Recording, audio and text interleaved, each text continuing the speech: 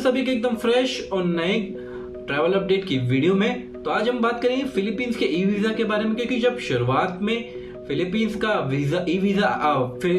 Philippines जब visa free हुआ था इंडियंस के लिए, तो उसमें कुछ दिखा हुआ था कि प्रूफ ऑफ फंड्स आप अपने लेके चाहिए और बैंक स्टेटमेंट। लेकिन अब जाके कुछ क्लेरिफाई हुआ है कि आप बैंक स्टेटमेंट थोड़ी आप दिखाएंगे कि आप जब आप बोर्डिंग पास लेने जाएंगे वहाँ बैंक स्टेटमेंट थोड़ी दिखाएंगे, इमिग्रेशन पे जाएंगे इंडिया और फिलीपींस, वहाँ बैंक स्टेटमेंट आपकी काइंड ऑफ इनवैलिड हो जाएगा। आप क्या दिखा सकते हो और आपसे इमिग्रेशन वाले क्या पूछ सकते हैं, वो है आपका प्रूफ ऑफ फंड। आप अपना बैंक अकाउंट दिखा सकते हैं कि मेरे बैंक में 2-3 लाख रुपए पड़े हुए हैं, ये मतलब ऑलमोस्ट लाख लेके तो चलिए, ठीक है, ऑलमोस्ट 1 लाख या 2 लाख रुपए लेके तो चलिए, ताकि आप सेफ साइड चल सके कि मेरे बैंक में इतना पड़ा हुआ है, मेरे पास USD $200 $300 है।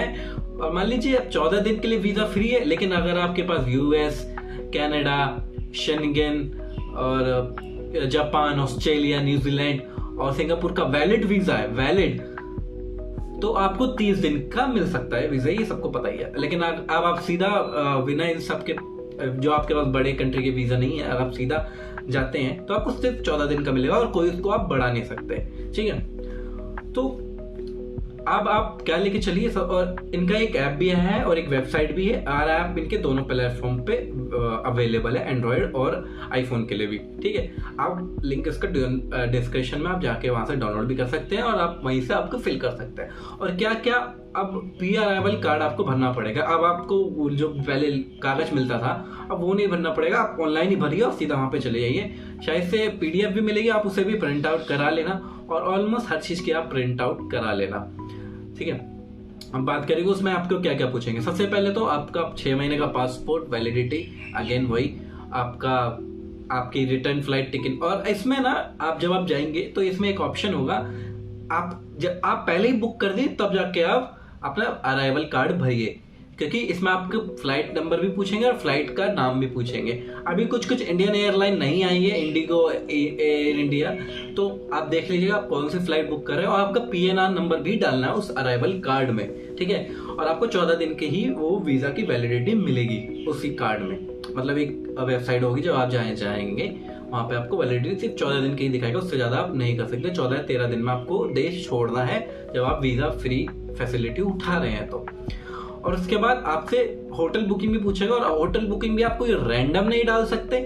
मान लीजिए XYZ होटल है और वो ऑथेंटिक है और रजिस्टर है वेबसाइट पे उनकी, तो ही आप उसको बुक करिए। और ये जरूरी नहीं है कि आप पे कर दीजिए बाद में होगा, आप पे एंड प्रॉपर्टी भी कर सकते हैं, ये जरूरी नहीं कि आप पहले ही पे करें फिर दिखाइए। और मोस्टली इमिग्रेशन पे भी आजकल प्रूफ ऑफ फंड के बारे में भी पूछ नहीं रहे, लेकिन स्टिल सेफ ऑन साइड आप लेके चलिए और अराइवल कर आप भर दीजिए।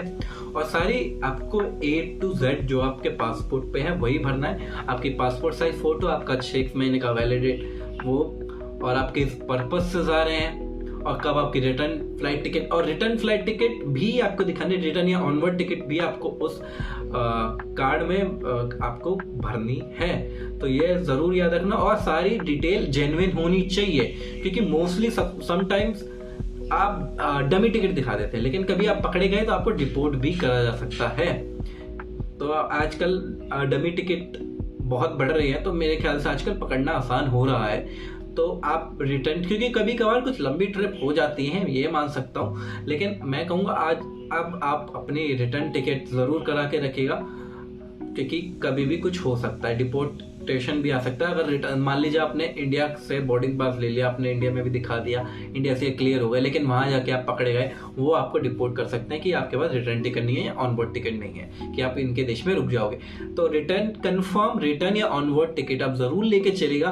और रिटर्न की इंडिया तक की जरूर लेके, मान लीजिए आप फिलीपीन जा रहे हैं, वहां से आप वियतनाम चले गए, वहां से थाईलैंड चले गए, लेकिन अब वहां से वापस इंडिया आने की टिकट भी मैं कहूँगा लेके चलिए, क्योंकि जब बोर्डिंग पास लेने जाते हैं वो भी आपसे क्वेश्चन कर सकते हैं, उनका राइट है, ठीक है। और लेकिन कभी कभार वो एरोगेंट हो जाते हैं, तो आप अपना हाइपर मत बढ़ाइएगा, ठीक है। प्रूफ ऑफ फंड मैं अगेन कहूंगा $200 के आसपास, आप 200, 300, $500 अपने पास लेके चलिए, और अपनी hotel booking up to date रखिए। और वही होटल, पहले मान लीजिए मैं मनीला लैंड कर रहा हूँ तो मैं मनीला का कोई होटल डालूंगा, उसमें सिर्फ एक ही होटल का भी ऑप्शन आया है। आप अपनी पूरी होटल आप बाद में चेंज कर सकते हैं। मान लीजिए मैंने जेड वाला होटल डाल दिया, लेकिन मैं रहूंगा वाई वाले में। आप ऐसा कर सकते हैं कि सिर्फ दिखाने के लिए। अगर आप मान लीजिए मेरा कोई रिलेटिव रहता है, मैं उसके पास जा रहा हूँ, तो वो भी ऑप्शन है। लेकिन कभी कभार वो क्वेश्चन पूछने लग जाते हैं ज़्यादा ही इमिग्रेशन के, कि हाँ ऑफकोर्स वो पूछेंगे आपसे। तो मेरे ख्याल से आप होटल ही बुकिंग दिखा देना, पे प्रॉपर्टी वाला ही ऑप्शन चूज कर लेना, ताकि बाद में आप कैंसिलेशन भी कर दो, आपको कुछ हो ही ना फायदा। ठीक है, आजकल यही क्वेश्चन हो रहा है कि आपको बैंक स्टेटमेंट नहीं ले जानी है, बस अपना प्रूफ ऑफ फंड ही दिखाना।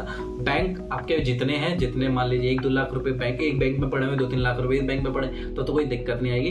मैं कहूँगा USD 500 USD लेके ही चलना, और 6,000 रुपए मान के चले आपका एवरीडे खर्चा हो सकता है फिलीपींस में, होटल हॉस्टल वगैरह। इससे भी कम हो सकता है अगर आप बजट में मेरे जैसे है। 5,000 4,000 में भी आपका एक दिन कट सकता है आराम से। तीनों टाइम आप आराम से खाना खा सकते हैं, आप घूम सकते हैं, कुछ टिकट लेनी हो किस चीज की आप वो भी कर सकते हैं। तो 6,000 रुपए मोटा मोटी आप पकड़ के चलिए, आपका 6,000 रुपए एक दिन प्रतिदिन लगेगा। तो सबसे आपको 14 दिन या 13 दिन जितने दिन भी आप रहेंगे उस हिसाब से अपना बजट बना लेके चलेगा। और क्या मैं कहूँगा USD $500 लेके जरूर चलना, ताकि आपको दिखाने पड़ जाए। तो मैं कहूँगा कह देना कि ये $500 है और बाकी मेरे आप बैंक अकाउंट में। मोस्टली फिलीपींस इमिग्रेशन बहुत स्वीट है, वो हार्डली आपसे पूछेंगे। और मैंने एक वीडियो भी देखी थी, उस बंदे के पास जापानीज और सिंगापुर का दोनों वैलिड वीजा था। तो उसने पूछ लिया, इमिग्रेशन वाले ने खुद मुंह से पूछ लिया कि आपको कौन से वीजा पे दूं।